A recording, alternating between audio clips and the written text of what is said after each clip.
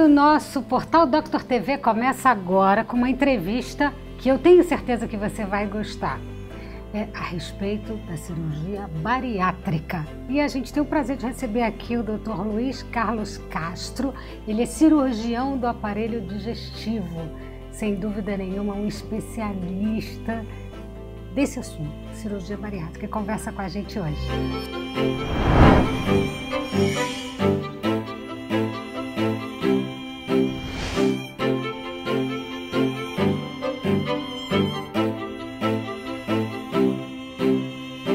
Doutor Luiz, tudo bem? Que prazer ter o senhor aqui no nosso canal. Tudo bem? Boa tarde, e especialmente para a gente conversar sobre um assunto tão apaixonante que é o tratamento cirúrgico da obesidade.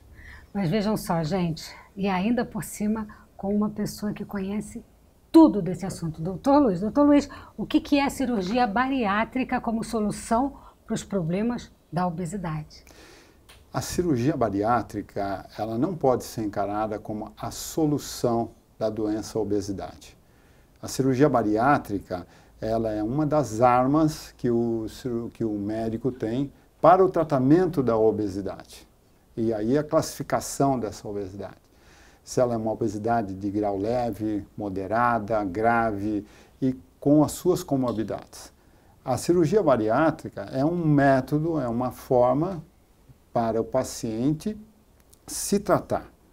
A obesidade é uma doença crônica e ela não existe uma possibilidade de reversão total somente com uma cirurgia. Por Mas isso que... Em que momento, doutora, eu queria ter esse entendimento, em que momento realmente se pode acessar a cirurgia bariátrica? Quer dizer, que momento da obesidade ela estaria indicada?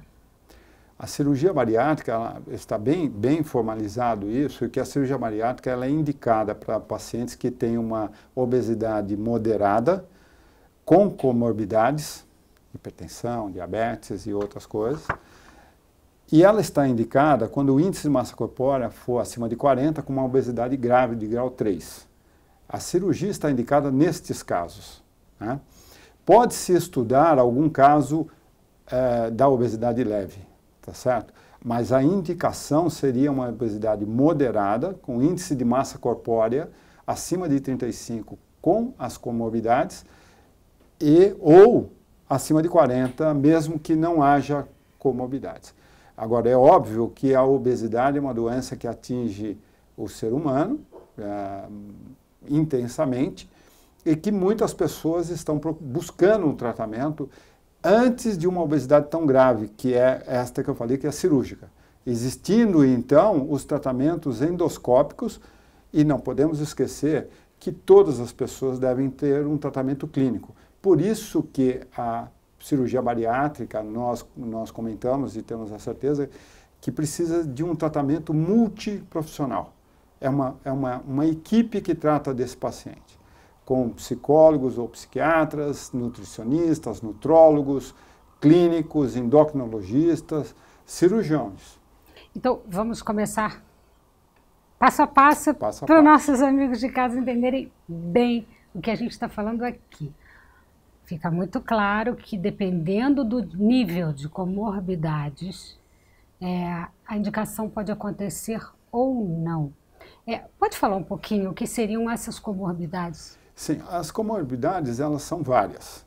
As principais comorbidades, em primeiro lugar, o diabetes. Então, o diabetes é uma indicação para a cirurgia, mas nós temos que classificar esse tipo de diabetes. Se é um diabetes do tipo 1, se é um diabetes do tipo 2, e no tipo 2 os vários digamos assim, graus para o nosso público entender, e como que seria tratada com a cirurgia. Tá? Hipertensão arterial.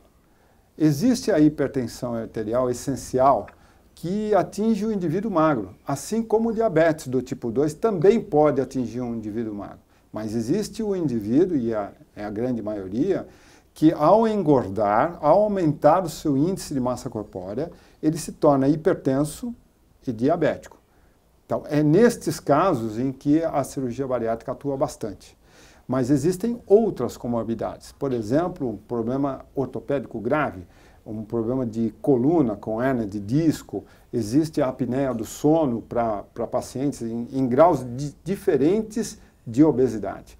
Então, você pode ter um paciente com um índice de massa corpórea grande, mas sem apneia do sono, por exemplo. Você pode ter um indivíduo com um índice de massa corpórea menor, mas com uma apneia de sono instalada. Então, tem a apneia do sono, tem a diabetes, tem a hipertensão, hérnias de disco, problemas ortopédicos de várias formas, né, que atingem o indivíduo, que o impossibilitam, que causam dor crônica, né? A incidência de doenças no indivíduo obeso é muito alta. Colicistite calculosa, ovários policísticos na mulher. Então, é caso a caso que discutimos. Mas os principais são diabetes, hipertensão, hérnia de disco, apneia do sono. Então, vamos falar agora, doutor, um pouco da cirurgia, né? Para que as pessoas em casa possam entender como é esse processo cirúrgico. Porque muitas vezes você aí tem esse problema, tem pressão alta, tem diabetes, está com problema na coluna, o excesso de peso sempre começa a acarretar um monte de problemas, de preocupação, mas vem aquela preocupação, puxa vida, mas a cirurgia será arriscada? Como é que ela funciona? O senhor pode esclarecer, por favor? Então, a cirurgia é aquilo que a gente costuma dizer. A cirurgia em si é feita por uma equipe de cirurgiões, e se você estiver nas mãos de uma equipe capacitada, uma equipe que seja de referência, que seja da Sociedade Brasileira de Cirurgia Bariátrica e Metabólica, tá certo? Que tenha um amplo conhecimento, a cirurgia ela é do processo o mais rápido, porque a cirurgia vai durar de 1 a 2 horas em média, tá certo? Algumas com menos tempo, mais tempo, mas é isso. Acabou a cirurgia, você tem um pós-operatório, a cirurgia em si acabou. Agora, o tratamento multiprofissional, ele tem que continuar. Mas aí o pós-cirúrgico, né? Pós-cirúrgico. Se referindo à cirurgia, o senhor está comentando 2 horas em média. Estamos falando de uma cirurgia minimamente invasiva? Sim. Depende muito de cada caso, mas em média 1 hora. Então, mas abre o abdômen, não. Como hoje, ela é feita? Hoje nós podemos fazer, falando em cirurgia, não em procedimentos endoscópicos. Nós estamos falando em cirurgia. Você faz hoje por videolaparoscopia, que é entrar dentro do abdômen através de orifícios pequenos. Isso possibilita que você opere o paciente com mais segurança, com menos possibilidade de infecções no pós-operatório. É uma cirurgia rápida, tá certo? Para uma equipe bem treinada. Sim. Tá certo? Mas existem casos onde mesmo uma equipe muito bem treinada pode demorar algum tempo a mais. Não é esse o fator. O fator é estar bem operado. Então, a operação em si, ela é feita por laparoscopia. Hoje, nós já temos o mesmo procedimento, já há algum tempo, por cirurgia robótica. Tá? Então, existem equipes que fazem a cirurgia, que é por laparoscopia, mas só que robótica.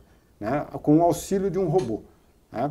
E qual é a diferença? Porque é uma cânula com câmera, a primeira, né, que se faz pelos tubos, né, e por robô, então a mão, como é que funciona? Não, na verdade, não é o robô, as mãos do robô, elas são monitoradas, elas fazem através da movimentação do cirurgião. Então, o robô a gente chama, mas depende do cirurgião na sala e do seu assistente médico na sala, tá certo?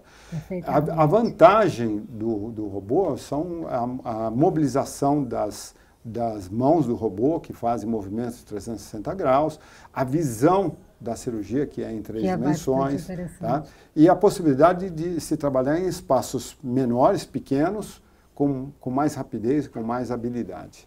Que maravilha, né? Os avanços tecnológicos. Doutor, todos os problemas ligados à necessidade da cirurgia bariátrica são realizados por esse método cirúrgico não invasivo? Qualquer cirurgia ou a cirurgia bariátrica aberta ainda é fato, ainda acontece em alguns casos? Acontece em alguns casos, acontece em alguns setores e muitas vezes não é incomum uma equipe ter que parar uma cirurgia laparoscópica e transformá-la numa cirurgia convencional. Mas isso depende do caso, muito difícil, muito difícil mas de acontecer, se existe mas qualquer pode acontecer. intercorrência, pode evidentemente. Pode, evidentemente. Mas a cirurgia hoje é laparoscópica. Acho que é o avanço que a medicina pode dar na cirurgia digestiva de uma forma só, e não só na cirurgia digestiva. Hoje em outras especialidades como urologia, mesmo sim, pulmão. É um caminho longo, é um caminho... E muito importante, muito Sim. bom. Eu queria entender o seguinte, como é que funciona a redução do estômago, seria isso? Então, o tubo digestivo, nós começamos no esôfago, estômago, duodeno, intestino delgado, intestino grosso. O alimento é mastigado na boca ou deglutido e ele vai ser transformado pelo estômago. Como? Teoricamente, na prática, o que acontece? O estômago, ele produz suco gástrico e ele é um reservatório do alimento. Então, você consegue comer em grande quantidade numa única refeição. Existem exemplos de homens, até mulheres, que conseguem comer 8 pedaços de pizza numa refeição. Existem os grandes deglutadores de comida, né? Então, você consegue ter uma grande refeição, tá certo? Então, se você reduzir esse reservatório, então a redução gástrica é importante para que o paciente ele passe a comer em menor quantidade. Mas isto não significa que ele trocou a qualidade do alimento que ele come. É óbvio que acho que nós todos sabemos, as pessoas sabem de uma maneira geral, que existem alimentos mais calóricos, mais fáceis de serem absorvidos e aqueles que não são. Então, tem que haver uma troca alimentar. Não basta apenas você reduzir o estômago, você tem que trocar o tipo de alimento. E existem cirurgias que, além de reduzir o estômago, fazem um desvio no intestino delgado que faz com que haja uma menor absorção desse alimento ingerido, tá certo? Então, é uma composição. Ou você faz uma cirurgia apenas ou exclusivamente restritiva no estômago, ou você associa um desvio intestinal do intestino delgado para que isso aconteça. Então, eu não tenho dúvida que é um caso que precisa ser muito bem acompanhado, discutido com um profissional que tenha um excelente entendimento do assunto, que possa fazer a adaptação perfeita no seu caso. Muito obrigada, doutor, pela sua participação aqui no nosso canal. É isso, gente. O nosso vídeo de hoje fica por aqui e você já sabe, escreve para nós as suas dúvidas. Nós estamos aqui para ajudar a você a ter mais qualidade de vida e estar presente na sua vida com todo o apoio, que é o nosso objetivo, você sabe disso, né? Conhecimento, saúde é muito importante. Inscreva-se no canal, deixe o seu like e eu aguardo vocês no nosso próximo vídeo.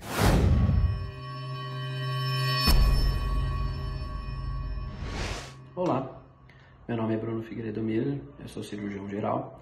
Estou aqui a convite da Portal Doctor para falar um pouquinho com vocês sobre exames e procedimentos cirúrgicos eletivos, que são aqueles marcados.